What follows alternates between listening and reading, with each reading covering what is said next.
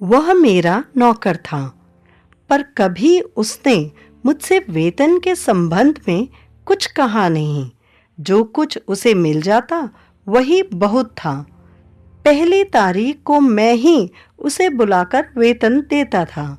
एक बार परीक्षा के लिए मैंने नहीं बुलाया, पूरे महीने नहीं बुलाया, ना मांगने आया वह। दूसरे महीने स्वयं बुलाकर दोनों महीनों का वेतन देना पड़ा। साहब अपने एक नौकर के विषय में अपने संस्मरण सुना रहे थे। नैनीताल से ऊपर रानीखेत के पास मिस्टर विलियम जोन्स ने अपना बंगला बना लिया था। वहाँ के झरनों में गंधक बताया जाता है। उसके गर्म जल से पेट के समस्त रोग ठीक हो जाते हैं। संभवतः इसी लालच से वे वहाँ रहने लगे थे। अपनी काव्य क्षमता से राष्ट्रीय चेतना को झकझोरने वाले मैथिली शरण गुप्त भी इसी उद्देश्य से लगभग 1 महीने से वहां रुके हुए थे। साहब बंगले में अकेले ही रह रहे थे। मेम साहब उनके हैं ही नहीं। एक माली, एक खानसामा और एक टॉमी कुत्ता, बस यही उनका परिवार है। यहाँ कोई और मिलने वाला ना होने से गुप्त जी इन साहब के साथ अक्सर मिलते ही जा बैठते थे। एक दिन एक पहाड़ी पर टहलते हुए इन दोनों का परिचय हुआ और फिर घनिष्ठता हो गई। अंग्रेज सज्जन में वह अकड़ तनिक भी न थी, जो उन दिनों ब्रिटिश भारत में रहने वाले किसी भी अंग्रेज में होना सामान्य बात थी। घंटों दोनों साथ बैठकर भारतीय संस्कृति व हिंदी साहित्य पर चर्चा करते। बड़ी शुद्ध हिंदी थी उनकी। उनका अध्ययन गांभीर्य देखकर गुप्त जी हतप्रभ रह गए। उस दिन भारतीय संस्कृति पर चर्चा आरंभ ही हुई थी। उसी बीच उन्होंने कहा, मिस्टर गुप्त, भारत की और पश्चिम की संस्कृति में एक मौलिक भेद है। थोड़ी देर चुप रहकर उनके चेहरे की ओर ताकते हुए बोले, भारतीय संस्कृति में श्रेष्ठता का मानदंड है, तुम क्या हो? जबकि पश्चिमी संस्कृति में श्रेष्ठता का मापन है, तुम्हारे पास क्या है? इस उत्तर पर पश्चिमी संस्कृति टिकती है। उसका मिलना, साथ रहना मेरे जीवन की स्थायी अनुभूति बन गई है। कहते हुए अंग्रेज सज्जन किन्हीं भावों में निमग्न होने लगे। तभी मैं समझ सका कि यहाँ की संस्कृति रैदास, कबीर जैसे गरीबों, बेपढ़ों को श्रेष्ठ क्यों मानती है। राज्य छोड़ देने के बाद बुद्ध व महावीर श्रेष्ठम कैसे बन गए। यहाँ के सांस्कृतिक आदर्श को ठीक ठीक घटित होते मैंने उसके जीवन में देखा है। आज समझता हूँ, सचमुच कोई ऐसा परम तत्व है जिसे पा लेने पर मनुष्य आपतकाम हो जाता है। वह श्रेष्ठता से कहीं अधिक श्रेष्ठ बन जाता है। फिर विश्व का श्रेष्ठतम धनिक, संसार का सर्वोत्कृष्ट विद्वान सब कनिष्ठ हो जाते हैं। यहाँ की संस्कृति के इस अद्भुत रहस्य को मैं समझ सका हूँ, लेकिन उस समय मैं मोहांध था। दोनों की चर्चा मिस्टर जोन्स की स्मृतियों के टेढ़े मेढ़े गलियारों से गुजरने लगी। अफ्रीका के बोअर युद्ध में मैं कर्नल था। वहीं मानव की नृशंसता का नंगा चित्र देखने को मिला। घृणा हो गई। भारत के संबंध में बहुत कुछ पढ़ रखा था। यहाँ आ गया और आगरा में कर ली प्रोफेसरी। यहाँ आने से पहले तक मैं वहीं था। साहब ने अपना संक्षिप्त परिचय दिया। मेरे बंगले के सामने फूलों का छोटा बगीचा था, जैसा कि तुम देख रहे हो। फूलों से सदा मुझे प्रेम रहा है। उन्हीं के लिए एक माली रहता था। वह बूढ़ा था और अकेला भी। बंगले के कोने में उसकी कोठरी थी।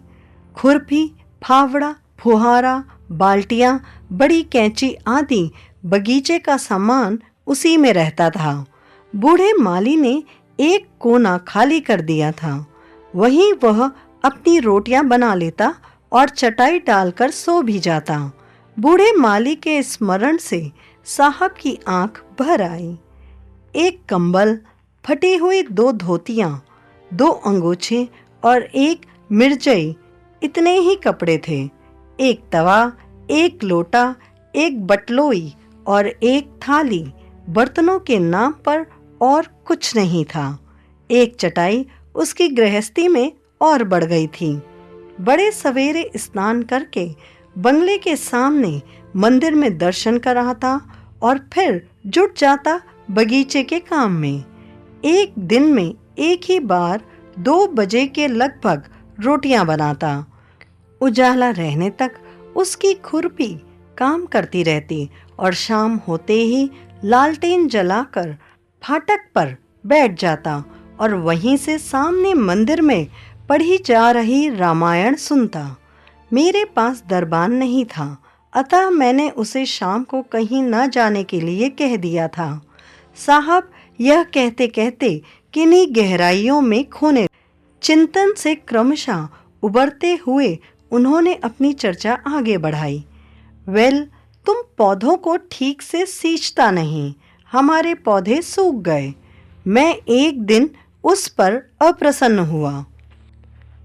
सींचता तो हूँ हुजूर, परसों जो ओले पड़े थे उन्हीं से शायद ऐसा लग रहा है, उसने सरल सहज नम्रता से कहा था।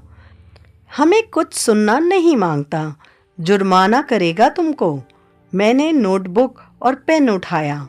4 रुपया जुर्माना। जो हुजूर की मर्जी। वह सलाम करके चला गया। मैं स्तंभित रह गया। उस झुर्री पड़े सफ़ेद बालों वाले माली ने मुझे चकित कर दिया। 1 रुपया जुर्माने पर खानसामा दिन भर रोता रहता है, हफ्ते भर उदास रहता है, महीने भर माफ़ी मांगता है। उसकी तनख्वाह 25 है, जबकि उस बुढ़े की सिर्फ 8। ना रोया, ना प्रार्थना की और ना दुखी हुआ। 4 रुपए में क्या खाएगा वह? सामने मंदिर में जो वह हर महीने पूजा करता है, कैसे करेगा? ऐसा नौकर मैंने कभी नहीं देखा। माली, दूसरे दिन मैंने पुकारा। हुजूर, पौधों की निराई छोड़कर पास आया वह। हम तुमको माफ़ करते हैं, अच्छा काम करने पर तुमको इनाम मिलेगा। मैंने उस पर दया करते हुए कहा। हुजूर की मर्जी। चला गया वह सलाम करके। ना खुश हुआ और ना कृतज्ञता प्रकट की। कैसा मनहूस आदमी है। मुझे अपने आप पर गुस्सा आया। क्यों इसे क्षमा किया? उस दिन मैंने उसे अच्छी तरह तंग करने का निश्चय किया। जब मनुष्य क्रोध करता है तो अंधा हो जाता है। उसकी सहज वृत्तियां अंधकार में पड़ जाती हैं। वह नीचता के गड्ढे में गिर जाता है और गिरता चला जाता है। मैं नीचता पर उतर आया था। मिस्टर गुप्त, मिस्टर जोन्स ने मैथिली शरण गुप्त की ओर देखते हुए अपने अतीत को कुरेदा। मैंने खानसामा से कहा, चुपके से बुढ़े का कंबल उठा लाओ। माघ की रात्रि में एक दिन पहले ओले पड़ चुके थे। उस दिन भी बदली थी। बुढ़ा शाम को खूब चिल्लाएगा। कोई दूसरी बात मेरे मन में नहीं थी। 10 बजे रात को मैं चौंक कर उठा। खानसामा बुलाने आया था। उसने रिपोर्ट दी। माली ना तो बड़बड़ाया, ना ही उसने गालियां दी। केवल इतना ही कहा, किसी बेचारे की ठंडी रात सुख से कटेगी। अच्छा हुआ। अब वो सूखी घास बगीचे में से ले आया है और उसका ढेर बनाकर उसी में पड़ा है। कंबल दे आओ, मेरा नाम मत लेना। मैंने दया तो अवश्य दिखाई, पर पराजय स्वीकार नहीं की। इस जिद के मारे उस वर्ष गर्मियों की छुट्टी में नैनीताल नहीं गया। ज्येष्ठ की कड़ी दोपहरी में बगीचे की सघन छाया में बैठकर बुढ़े से ठीक निर्जला एकादशी को पूरे दिन घास छिलवाई मैंने। वह एक बार भी असमर्थता बताता, गिड़गिड़ाकर छुट्टी मांगता तो मैं प्रसन्न हो जाता, पर वह चुपचाप काम करता रहा। खान सामे ने शाम को बुढ़े से कहा, साहब पूरा जल्लाद है, व्रत के दिन भी। मैं सुन रहा था।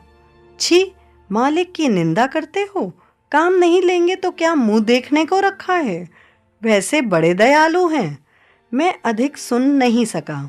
बंगले में आकर आराम कुर्सी पर धम्म से बैठ गया।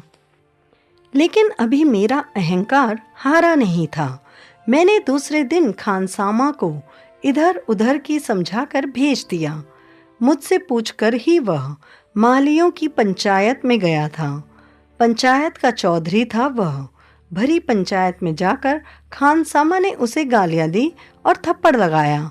चोर कहकर खानसामा उसे पकड़कर मेरे पास ले आया। मेरे पूछने पर उसने कहा, मुझे कोई शिकायत नहीं है, हुक्म हो तो पंचायत का काम पूरा कराऊं। सुना मालियों में बड़ी उत्तेजना थी। वे खानसामा की मरम्मत करना चाहते थे। बुढ़े ने उन्हें समझाकर शांत किया। बेचारे के पैसे खो गए। मुझ पर संदेह ना होता तो वह ऐसा क्यों करता। हानि से दुखी है, भूल हो गई। मैं सुनकर सन्न रह गया। सोचने लगा कि ईर्ष्या मनुष्य को कितना नीच बना सकती है। मैंने दूसरा माली रख लिया। बुढ़े को केवल निगरानी का काम दे दिया और वेतन दुगना कर दिया। कोई खुशी दिखाई नहीं दी उसके चेहरे पर। दूसरे दिन वह ज्यों का त्यों काम करने में जुटा हुआ था और नया माली जो उसका असिस्टेंट था बैठा हुआ चिलम पी रहा था। अंततः 1 महीने में नए माली को मुझे निकालना पड़ा। बुढ़े ने कभी उसकी शिकायत नहीं की, ना उसे निकालने की प्रार्थना करने आया। वह वही 8 रुपए लेने को तैयार था, पर मैंने किसी तरह स्वीकार नहीं किया। वह अब प्रत्येक पूर्णिमा को सत्यनारायण की कथा सुनने लगा था। मैं जानता था कि वेतन के बढ़े रुपए प्रसाद और दक्षिणा में दे आता था। मुझसे पूछकर पूर्णिमा को सामने के मंदिर में कथा की व्यवस्था करके सुनने चला जा। लेकिन एक दिन, उस दिन साहब का कंठ भर्रा गया। गुप्त जी उनकी भाव भंगिमा में आए परिवर्तन से चौंक गए। मिस्टर जोन्स कह रहे थे, पता नहीं मुझे क्या हो गया था, मुझे कौन सा शैतान दबाए बैठा था। मैंने उसे आज्ञा नहीं दी। तुम्हारी रामनवमी। उसे 2 दिन से ज्वर आ रहा था। बगीचे का काम वह बराबर करता था। आज का काम उसने निपटा दिया था। पौधे सींच दिए थे और उखड़ने योग्य क्यारियां गोड़ दी थीं। राम जन्म के समय मंदिर में जाना चाहता था। वो आधे घंटे के लिए जाएगा, आरती हो जाने पर लौट आएगा। साहब ने सूनी दृष्टि उठाई। सवेरे बिल्ली ने दूध गिरा दिया था। चाय देर से मिलनी थी। सुबह का अखबार नहीं आया था। सीढ़ी से उतरते समय बूट फिसलने से पैर में मोच आ गई थी। झल्लाहट थी ही। कह दिया, फाटक से बाहर नहीं जा सकते, चुपचाप काम करो। साहब ने आंखें पूछी। बंदूक का शब्द हुआ। मैं बंगले से बाहर आ गया। कहाँ फायर हुआ, पूछते ही मन में आ गया कि मंदिर में जन्म के समय धड़ाका किया गया है। माली अपने सामने फाटक के पास स्टूल पर उसका बैठना मुझे बुरा लगा। उत्तर ना पाकर मैं झपटा। उसे ढकेल कर ठोकर लगाना चाहता था। हाथ लगाते ही मैं भौचक्का 2 कदम पीछे हट गया। धक्के से बुढ़ा लुढ़क गया था। वह माली कहाँ था? वह तो उसका शरीर भर था। मैं चीख पड़ा और मैं साहब जैसे कुछ खोजने लगे। सामने बैठे मैथिली शरण गुप्त को ऐसे ताका जैसे अपनी खोई वस्तु उन्हीं के अंदर ढूंढ रहे हों। कुछ क्षण चुप रहकर वे कहने लगे, वह सुख दुख से ऊपर था। हानि लाभ उसे छू नहीं सकते थे। छूते भी कैसे? वह महानता के सर्वोच्च शिखर पर जो था। मान अपमान से तो वह सर्वथा परे था। दोष देखना तो जैसे उसे मालूम ही नहीं था। किसी की निंदा के नाम पर कह उठता। दूसरों के दोष देखने से व्यक्ति आत्मविमुख हो जाता है। भारत में ही संभव है ऐसे व्यक्ति।